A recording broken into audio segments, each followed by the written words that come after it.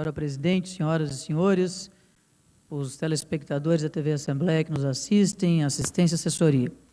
Senhora presidente, eu gostaria de rapidamente comentar sobre a aprovação na noite de ontem pela Câmara dos Deputados, em primeiro turno, de uma das propostas que, na nossa opinião, é uma das propostas mais importantes para o Brasil neste ano, que será votada este ano, e certamente, a partir da sua aprovação no segundo turno, na Câmara e ainda no Senado Federal, e posteriormente a sanção do Presidente da República, vai significar uma década inteira, ao menos, de responsabilidade no trato do dinheiro público do governo federal. Antes de mais nada, eu queria dizer o seguinte: percebam, senhora presidente, que o momento que o Brasil vive na política é tão estranho que o governo apresenta uma proposta para controlar os seus gastos e a oposição é contra.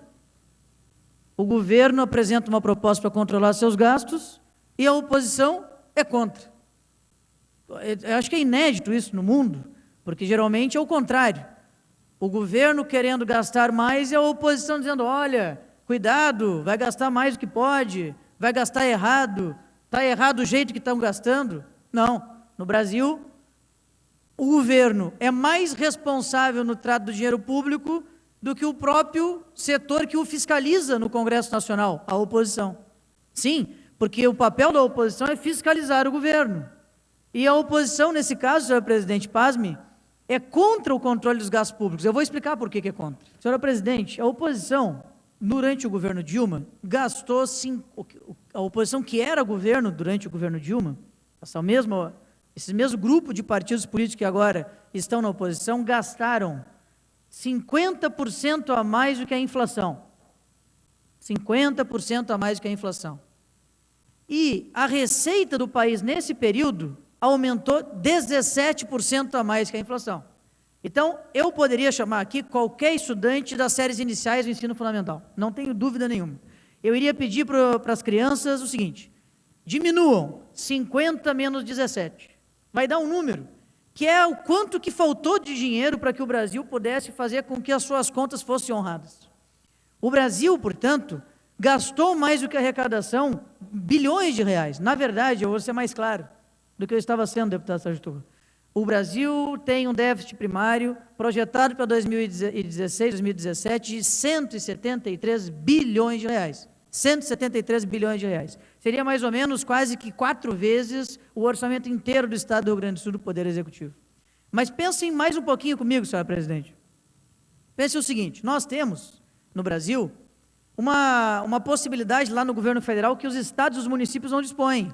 E essa possibilidade é o que financia as irresponsabilidades com o dinheiro público.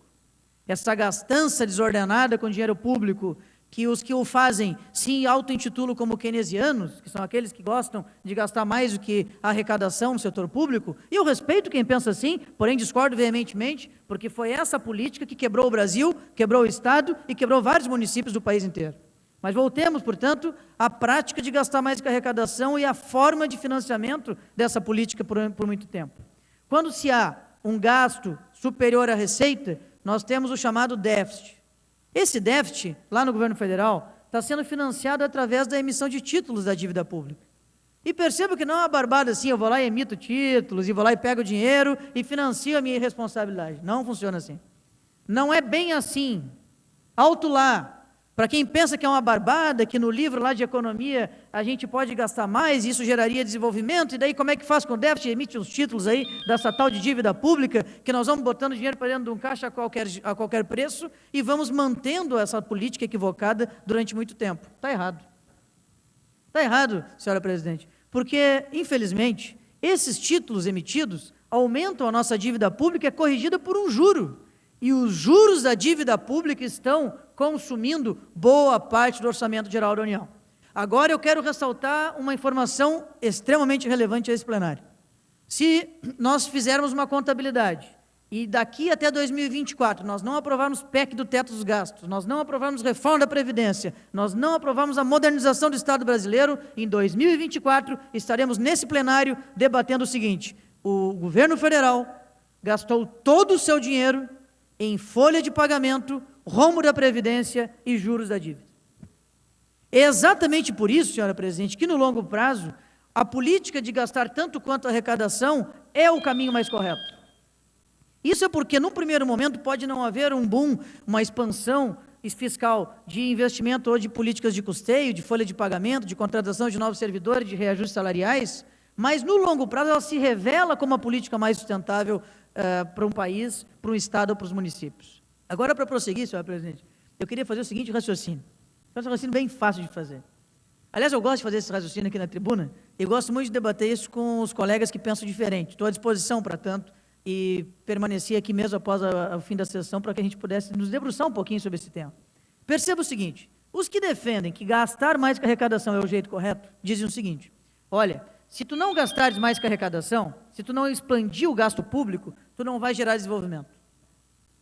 E se tu limitar o teto dos gastos a partir da correção da inflação, porque esse é o mérito da PEC 241, o mérito da PEC 241 o que é? É corrigir a despesa do ano subsequente pelo gasto no ano anterior mais IPCA, que nada mais é do que a inflação. Então vamos supor que a inflação seja 10%. Eu pego as minhas rubricas lá no orçamento da saúde, educação, entre outras áreas, e aumento 10%, aumento no nível da inflação. Se a receita, como é que faz com o cálculo da receita? Também é um cálculo bem fácil.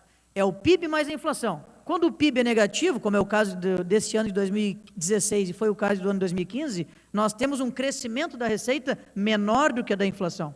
E é por isso que, em termos reais, o Rio Grande do Sul perde dinheiro a cada ano, porque o crescimento da despesa está na inflação e o crescimento da receita está abaixo da inflação. É exatamente por isso que a política de gastar mais do que a arrecadação, que eu chamo de política azar do goleiro, é aquela política, azar do goleiro, vai gastando. Aquela política irresponsável, aquela política fácil, que nós gaúchos conhecemos bem aqui no Rio Grande do Sul, porque vivemos um período que foi o período que mais se gastou acima da arrecadação da história do estado do Rio Grande do Sul.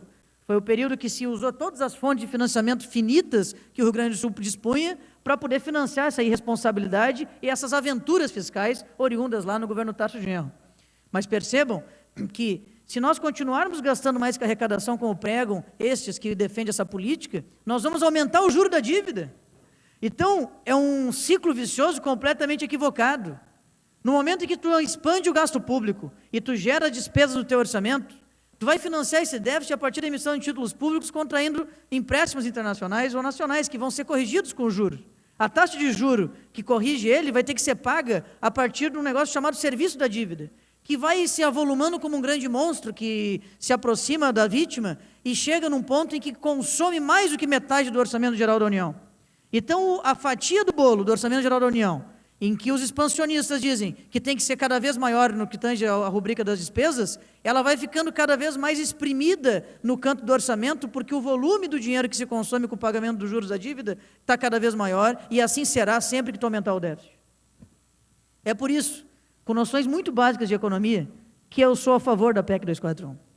A PEC 241, na verdade, diz o seguinte, olha, o senhor e a senhora que está nos vendo agora em casa pela TV Assembleia, o senhor e a senhora que tem uma renda familiar e que luta durante os 30 dias do mês para que essa renda caiba, para que o seu orçamento familiar caiba dentro dessa renda, para que a senhora não entre no cheque especial, para que o senhor não entre no cartão de crédito, para que o senhor não fique devendo na rua, na quitanda, no armazém ou na padaria, essa é a política que nós estamos aprovando com a PEC 241. Aliás, eu quero até dizer o seguinte, não sei se não seria o caso de deixar mais explícito ainda aqui, no caso dos gaúchos, que gostam de gastar mais que a arrecadação, que gostam de fazer política de responsabilidade fiscal, porque a lei de responsabilidade fiscal federal não foi suficiente, porque as leis que regem o orçamento público não são suficientes, porque os mecanismos de controle que nós temos à disposição no país não foram suficientes para coibir tamanha irresponsabilidade, porque a lei de responsabilidade fiscal estadual, que nós aprovamos aqui, que com muita honra fui relator, também pode ser que não seja suficiente. Então, talvez seja o caso, e eu provoco os colegas a fazer essa reflexão, de fazer uma proposta de emenda à Constituição estadual sobre isso. Porque uma proposta de emenda à Constituição estadual tornaria mais explícito o que é óbvio. Não gaste mais do que você recebe.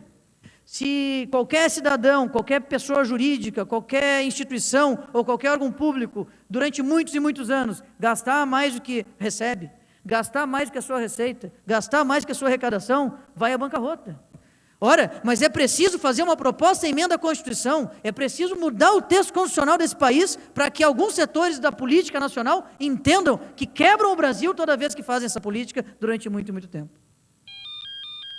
Portanto, senhor presidente, fica aqui o meu registro.